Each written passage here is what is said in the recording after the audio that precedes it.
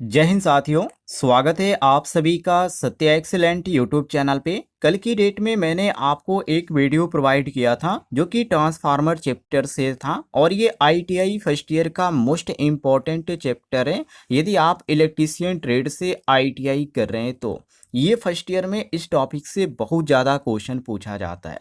जैसे आपके सामने पहला प्रश्न है, ट्रांसफार्मर का इंसुलेशन प्रतिरोध मापने के लिए किस यंत्र का उपयोग किया जाता है। ये क्वेश्चन है जहां पहला ऑप्शन दिया गया है वोल्ट मीटर। हालांकि वोल्ट मीटर का तो काम केवल वोल्टेज मापने के लिए होता है, तो ये आपका पहला ऑप्शन गलत होगा। और बी ऑप्शन दिया गया है मेगर। ये आपका बिल्कुल सही होगा, क्योंकि मेगर जो होता है डीसी वोल्टेज देकर इंसुलेशन प्रतिरोध को मापता है। इसीलिए तो ट्रांसफार्मर की इंसुलेशन की जांच के लिए हम मेगर का ही इस्तेमाल करते हैं। प्रैक्टिकली आपने किया होगा, यदि आप आईटीआई कर रहे हैं तो वर्कशॉप में आपको मेगर जरूर देखने को मिला होगा। ये आपका यहाँ पर बी ऑप्शन सही होगा। और सी ऑप्शन दिया गया ओमीटर। तो ओमीटर जो होता है ये केवल धारा मापने में काम करता है। और डी ऑप्शन दिया गया वाट मीटर। तो ये जो होता है इससे केवल आप शक्ति माप सकते हैं, इंसुलेशन नहीं माप सकते हैं। तो प्रश्न के अनुसार यहाँ पर बी ऑप्शन हमारा सही हो जाएगा। आगे देखिए, अगले प्रश्न में पूछा जा रहा है, सेल टाइप ट्रांसफार्मर में कोर किसे चारों ओर घेरता है। तो ये वाइंडिंग को घेरता है। यहाँ पर आपका सी ऑप्शन करेक्ट दिया गया है, क्योंकि सेल टाइप ट्रांसफार्मर में कोर वाइंडिंग जो होता है, कोर वाइंडिंग को चारों ओर से जो घेरता है वो सेल में आपको देखने को मिलता है। इससे क्या होता है कि जो चुंबकीय फ्लक्स होता है एक तरह से अच्छा मार्ग देता है। तो यहाँ पे हमारा सही होता है ऑप्शन सी करेक्ट आंसर। और ए ऑप्शन दिया गया कंजर्वेटर। तो कंजर्वेटर जो होता है ये केवल तेल संग्रह के लिए होता है, मतलब कि तेल इसमें आपको देखने को मिलता है। और बी ऑप्शन दिया गया आयल टैंक। तो आयल टैंक जो होता है ये कोर के अंदर नहीं होता है, ये गलत है।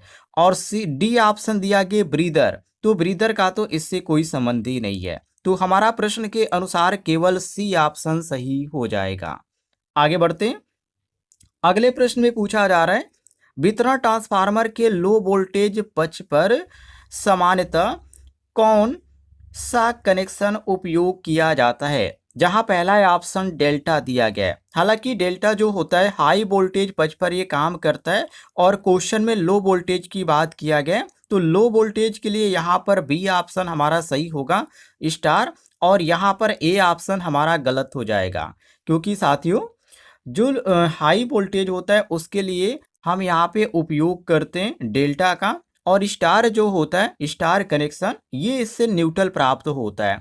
और इसका जो उपयोग होता है जो थ्री फेज होता है और जो सिंगल फेज होता है, ये दोनों में यहाँ पे इसका उपयोग किया जाता है, और ये काफ़ी आसान भी होता है। तो ऑप्शन आपका यहाँ पर बी सही होगा। और सी ऑप्शन दिया गया ओपन डेल्टा। हालांकि ओपन डेल्टा जो होता है इसका भी उपयोग किया जाता है, लेकिन विशेष परिस्थितियों में किया जाता है, सामान्य तौर पे इसका इस्तेमाल नहीं किया जाता है। और डी ऑप्शन दिया गया स्काट कलेक्शन।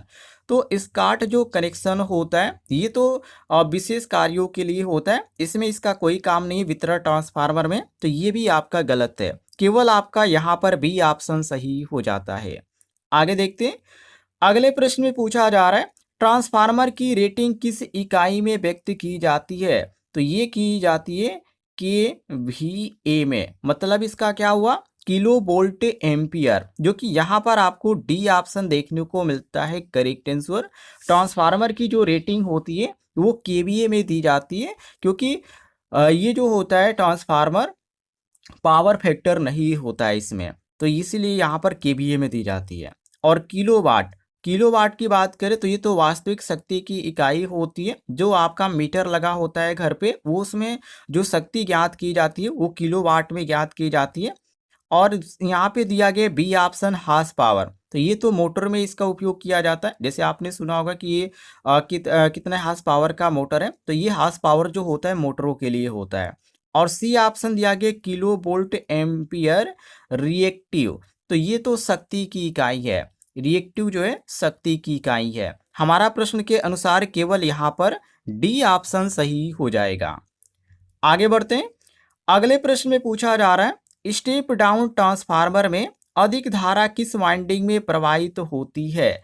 तो द्वितीयक वाइंडिंग में। जी हाँ, यहाँ पर आपका सी ऑप्शन सही होगा, क्योंकि स्टेप डाउन ट्रांसफार्मर में वोल्टेज तो कम होता है लेकिन धारा जो होती है वो अधिक होती है, तो सेकेंडरी वाइंडिंग में अधिक करंट प्रवाहित होता है और इसी को लेकर ये प्रश्न पूछा जा रहा है। तो ऑप्शन यहाँ पे हमारा सी सही हो जाएगा, द्वितीयक वाइंडिंग। क्लियर है?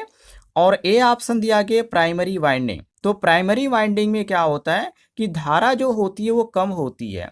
और यहाँ पे बी ऑप्शन दिया गया कोर, तो कोर में तो धारा ही नहीं होती है।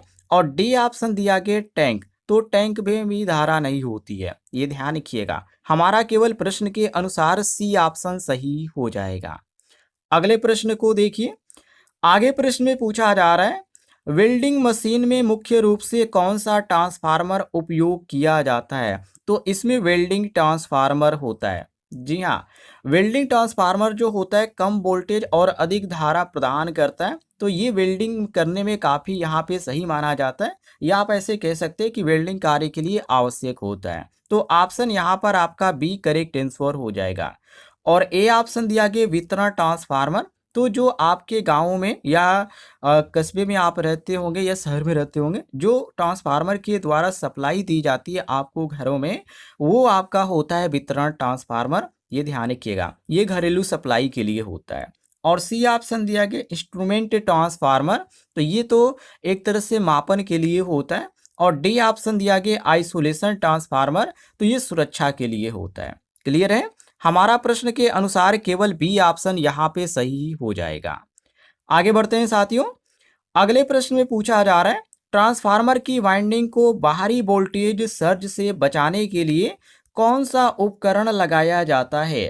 तो इसमें लाइटिंग अरेस्टर होता है, जो कि यहाँ पर आपको सी ऑप्शन देखने को मिल रहा है।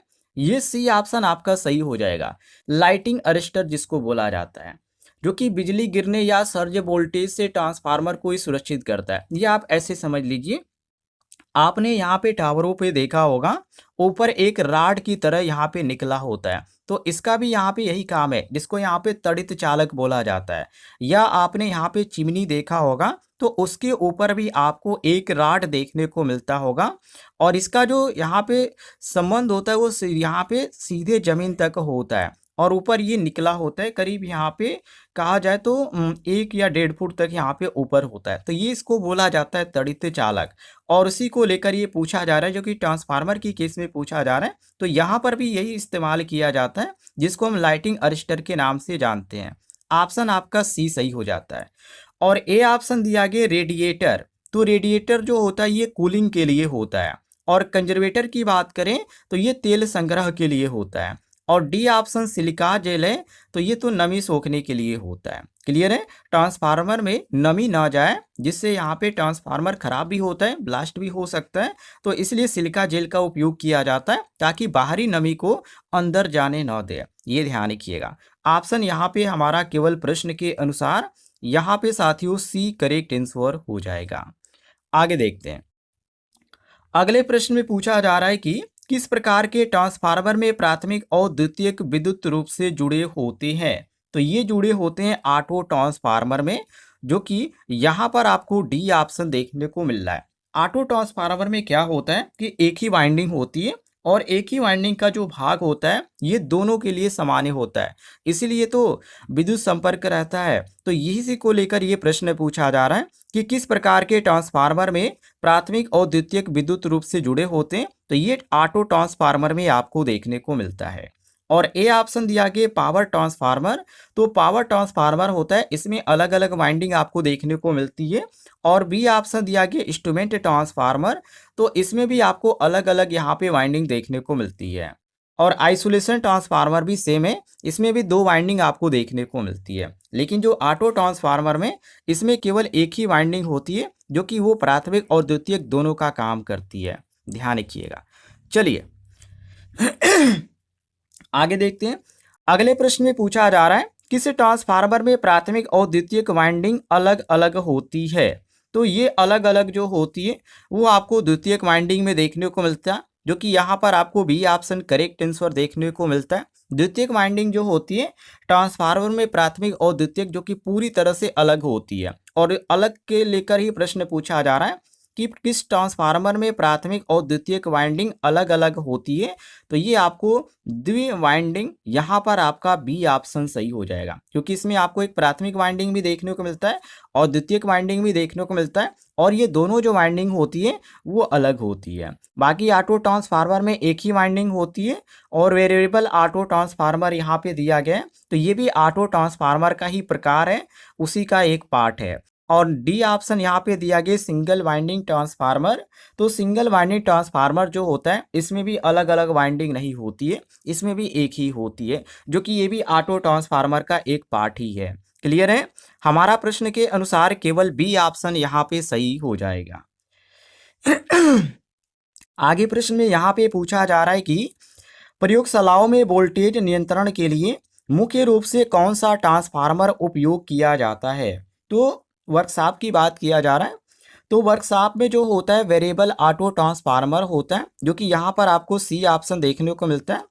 ये आपका सही होता है ऑप्शन सी करेक्ट आंसर। ध्यान रखिएगा, वेरिएबल जो होता है ये आउटपुट वोल्टेज को आसानी से कम करता है, अधिक भी करता है, तो इसलिए प्रयोगशाला में इसका ज़्यादातर उपयोग किया जाता है, परीक्षण कार्यों में ज़्यादातर इसका काम होता है, ये ध्यान रखिएगा। तो ऑप्शन यहाँ पे आपका सी करेक्ट आंसर हो जाएगा।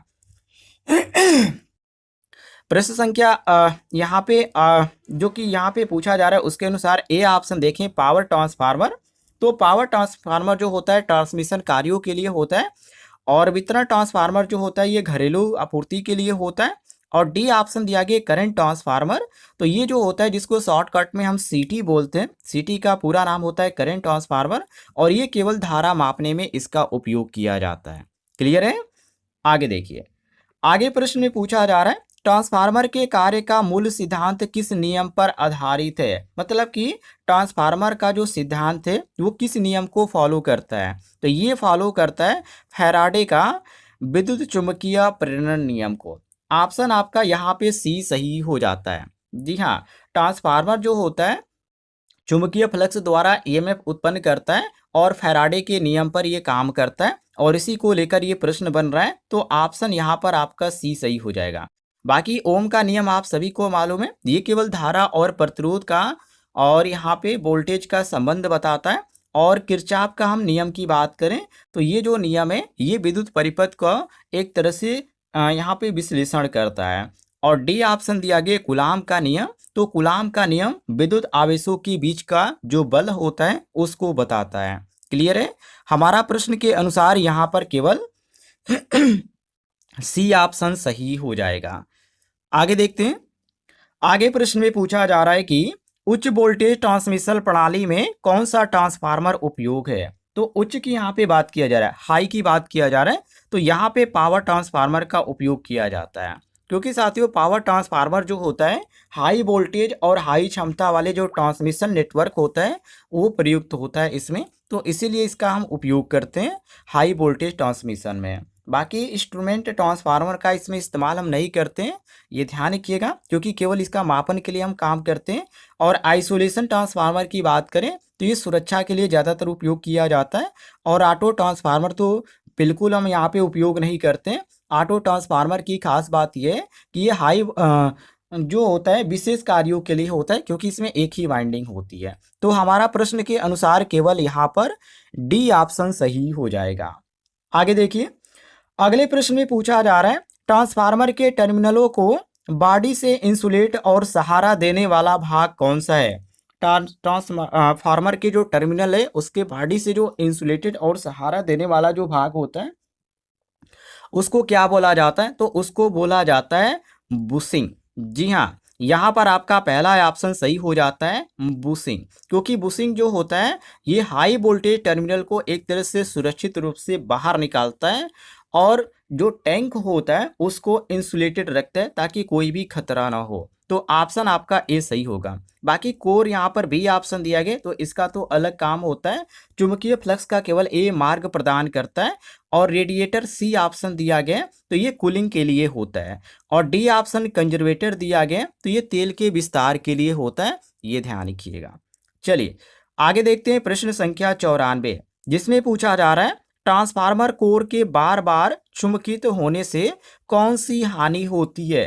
तो हिस्टेरिसिस लॉस होता है। अब ये हिस्टेरिसिस लॉस कैसे होता है, तो कोर जो होता है जब बार बार चुंबकित होता है या विचुंबकित होता है तो इस कंडीशन में आपको हानि देखने को मिलती है और ये हानि को बोला जाता है हिस्टेरिसिस लॉस, जो कि ऑप्शन यहाँ पे डी दिया गया है। तो डी ऑप्शन आपका सही होगा।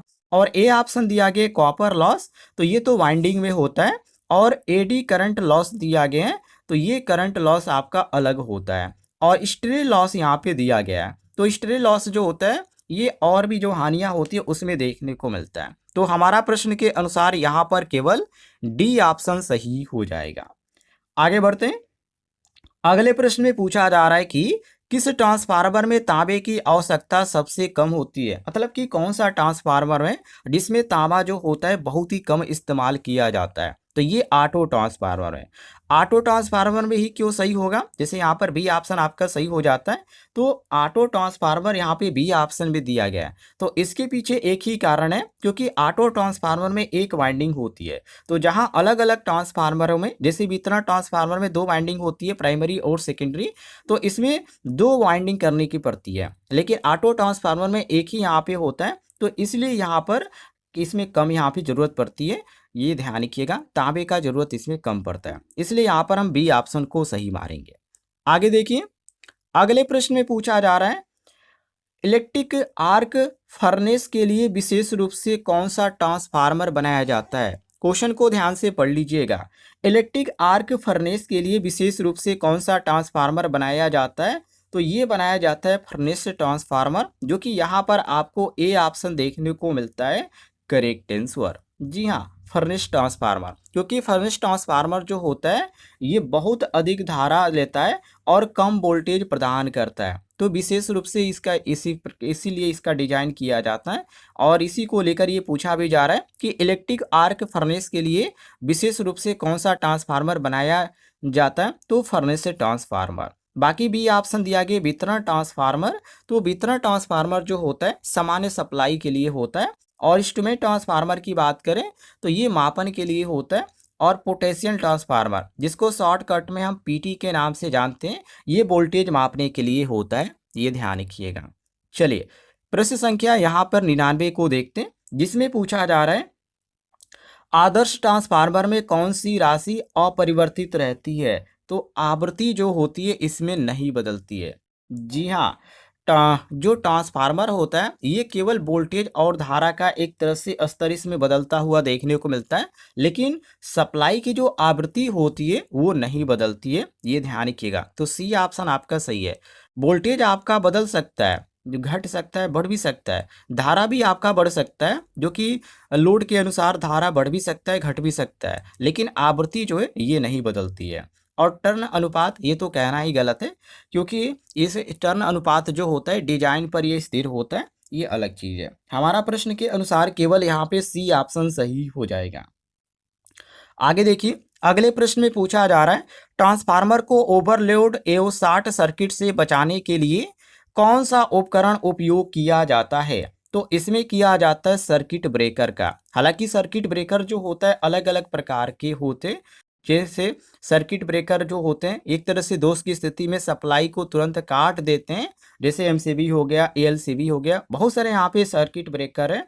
मिनिएचर सर्किट ब्रेकर हो गया, अर्थ लीकेज सर्किट ब्रेकर हो गया, बहुत सारे सर्किट ब्रेकर है। जब यहाँ पे इस चैप्टर से आपको बताऊंगा तो हर एक चीज़ के बारे में आपको डिटेल में जानकारी दूंगा। तो ये आप केवल ये जान लीजिए कि ट्रांसफार्मर को ओवरलोड और शॉर्ट सर्किट से बचाने के लिए जिस यहाँ पे चीज़ का उपयोग किया जाता है उसको सर्किट ब्रेकर कहा जाता है। उम्मीद है आपको जानकारी पसंद आई होगी, तो वीडियो पर लाइक करके चैनल को सब्सक्राइब कर लीजिएगा।